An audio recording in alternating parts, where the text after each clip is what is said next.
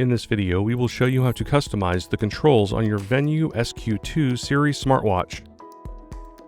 Controls allow you to quickly access many of the commonly used tools such as Assistants, Find My Phone, and timers. To access the controls on your watch, press and hold the light button in the upper right. Here you can see the default controls options. Press and hold the bottom button to customize the controls menu. To remove a control, touch a control, then touch the trash can icon. To add a control, press the plus sign, then scroll through and touch the control you would like to add. If you would like to change the order of the controls, touch a control, then touch another control to swap their positions. You can repeat these steps to make more edits to the controls menu.